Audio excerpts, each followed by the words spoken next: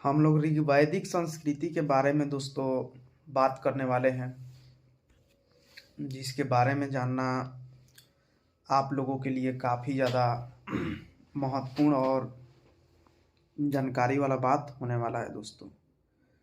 तो चलिए हम आप लोगों को ऋग्वैदिक संस्कृति के बारे में दोस्तों जो भी जानकारी वाला महत्वपूर्ण बात है उन सभी बातों को बताते हैं। तो ऋग्वैदिक काल में आर्य लोग बहुत से कबीलों में बटे हुए थे तथा हमेशा ही नए क्षेत्रों की तलाश में आगे बढ़ रहे थे। ये कबीले न केवल गैर आए लोगों से निरंतर युद्धतर रहा बल्कि आपस में भी उनका हमेशा संपर्क चलता रहता था दोस्तों। उसके बाद हम लोग बात करेंगे पंचजन के बारे में दोस्तों। पंचजन के बारे में चलिए हम आप लोगों को अब जानकारी देते हैं। इसके बारे में भी जानना काफ़ी ज़्यादा दोस्तों महत्वपूर्ण बात होने वाला है। तो भारतीय आर्य अनेक वर्गों में विभक्त थे दोस्तों। इनमें पंचजन विशेष प्रसिद्ध थे। इनके नाम अनु, यदु, ये सब इनके नाम थे। अब हम लोग बात करेंगे पारंपरिक युद्ध के बारे में।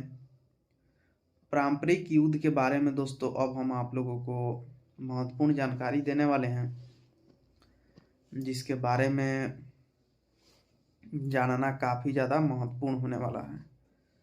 तो चलिए हम पारंपरिक युद्ध के बारे में दोस्तों बताते हैं। तो पारंपरिक युद्धों ने सर्वप्रथम युद्ध है दोस्तों 10 राजाओं का युद्ध। आर्यों ने भारतवर्ष का राजा सुदास था। यह अत्यंत वीर और साम्राज्यवादी नरेश था दोस्तों। बहुत दिनों से विश्वामित्र भरत वर्ग का पुरोहित था। वह बड़ा योग्य व्यक्ति था, परंतु कुछ समय के पश्चात वह पुरोहित पद से हटा दिया गया और उसके स्थान पर वशिष्ठ को पुरोहित पद दिया गया। विश्वामित्र इस अपमान से बड़ा क्षुब्ध हुआ दोस्तों और उसके निकटवर्ती 10 राजाओं का एक सघन बनाया और उसकी सहायता से भारत नरेश सुदास के विरुद्ध युद्ध की घोषणा कर दी दोस्तों। ये बात भी आप लोगों को काफ़ी ज़्यादा महत्वपूर्ण बात जानने के लिए मिला। अब हम लोग बात करेंगे आर्यों से युद्ध के बारे में दोस्तों। आर्यों से किस प्रकार से युद्ध हुआ इसके बारे में हम आप लोगों को जानकारी देने वाले हैं। तो पारस्परिक युद्धों के अंतरिक्त आर्यों को अनार्यों के साथ भी युद्ध करने पड़े। यह अनार्य भारतवर्ष के निवासी थे। ऋग्वेद में इनकी जातियों और इनके नरेशों के नभोलेख मिलते हैं। आर्य जाति में आज यक्षु,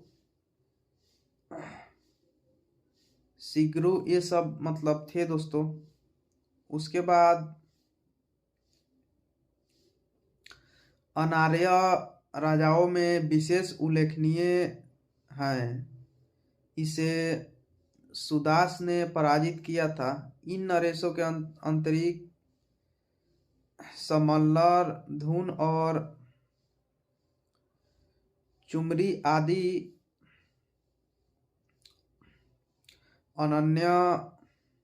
अनार्य नरेश भी थे दोस्तों। ये बात भी महत्वपूर्ण बात है। अब हम लोग बात करेंगे युद्ध प्रणाली के बारे में।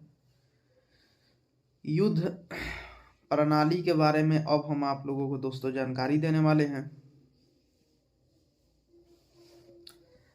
तो चलिए हम इसके बारे में अब आप लोगों को बताते हैं।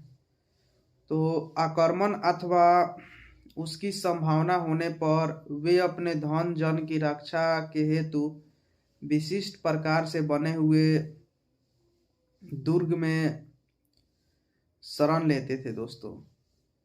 इन्हें पुर कहते थे। ये पाषाण निर्मित अथवा धातु निर्मित होते थे। इनके चारों ओर प्रायः चार दीवारी बनी हुई होती थी दोस्तों। अब हम बात करेंगे ऋग वैदिक कालीन राज्य संरचना के बारे में दोस्तों। ऋग वैदिक कालीन राज्य संरचना के बारे में अब हम आप लोगों को दोस्तों जानकारी देने वाले हैं। इसके बारे में जानना आप लोगों के लिए काफ़ी ज़्यादा महत्वपूर्ण होने वाला है। तो चलिए हम आप लोगों को दोस्तों इसके बारे में बता देते हैं। तो इस काल में हमें राज्य की संरचना का अधिक ज्ञान साक्ष्यों के अभाव में नहीं, प्रारंभिक वैदिक काल में राज्य सामने नहीं आया था। इसकी जानकारी हमें प्राचीन शास्त्रों से मिलती है। प्रसिद्ध सप्ताहांक सिद्धांत के आधार पर यदि हम देखें तो इस काल में ये सातों अंग राजा, मंत्री, क्षेत्र, संसाधन, ये सब दोस्तों मतलब अंग नहीं थे। उसके बाद प्रारंभिक वैदिक समाज अलग अलग कबीलों में विभाजित था दोस्तों, जिन्हें जन या विष कहते थे। इन कबीलों के अनार्यों से परस्पर संघर्ष चलता रहता था। इसके अलावा ये आपस में भी युद्ध करते रहते थे।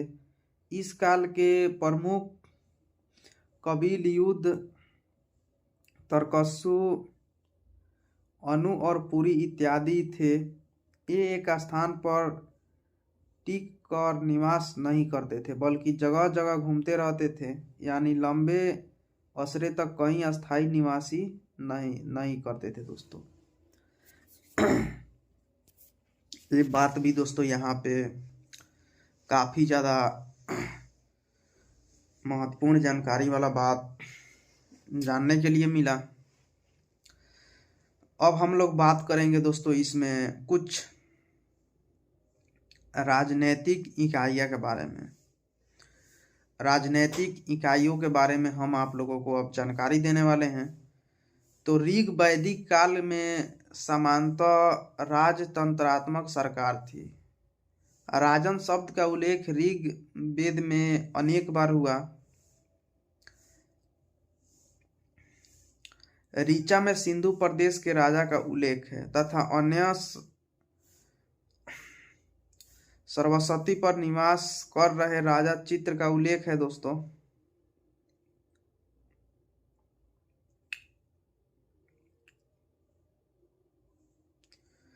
अब हम बताएंगे सभा एवं समिति के बारे में बातें दोस्तों।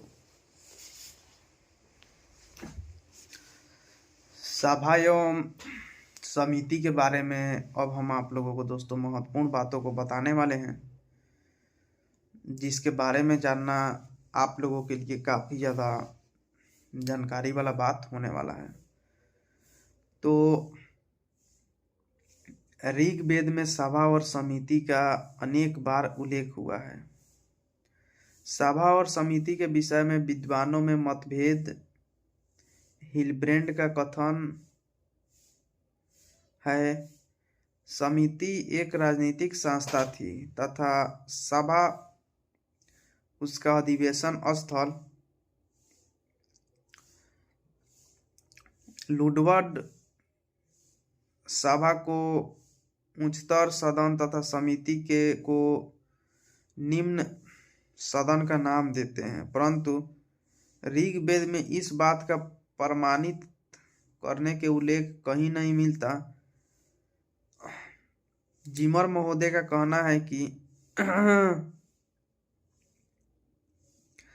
कोई मतलब सभा ग्राम संस्था थी तथा समिति केंद्रीय संस्था। ऋग्वेद के समय शब्द के उल्लेख से पता चलता है कि सभा का कोई प्रशासनिक उद्देश्य था। यह समिति को वैदिक कबीलों की एक संस्था के रूप में माना जाता था दोस्तों। ये सब बात भी आप लोगों को यहाँ पे काफ़ी ज़्यादा महत्वपूर्ण बात जानने के लिए मिला।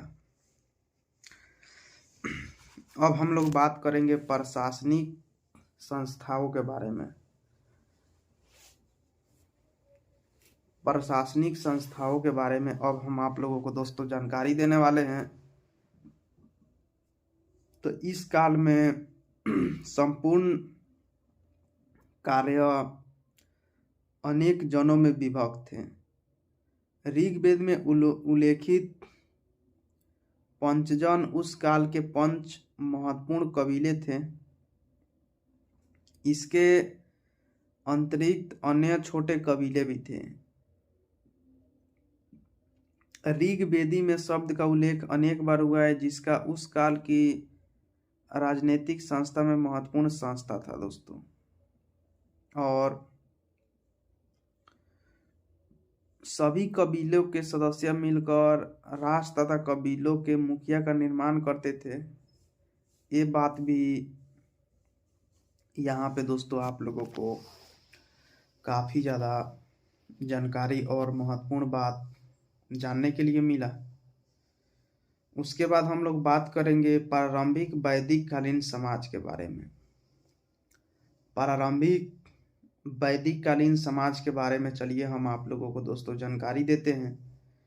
तो प्रारंभिक वैदिक काल के समाज का आधार सगोत्रीय और मुक्त कबीलाई संरचना पर आधारित था, जिसमें विभेदीकरण की प्रक्रिया के चिन्ह स्पष्ट रूप से उभर कर सामने नहीं आए थे दोस्तों। इस काल का समाज कई अर्थों में प्रायः सामंतवादी था दोस्तों। ये सब बात भी आप लोगों को यहाँ पे काफ़ी ज़्यादा जानकारी वाला बात जानने के लिए मिला। लेकिन दूसरी ओर मनुष्य के लिए उत्पादक संस्थानों को प्राप्त करने के लिए किसी प्रकार का कोई प्रतिबंध नहीं था। और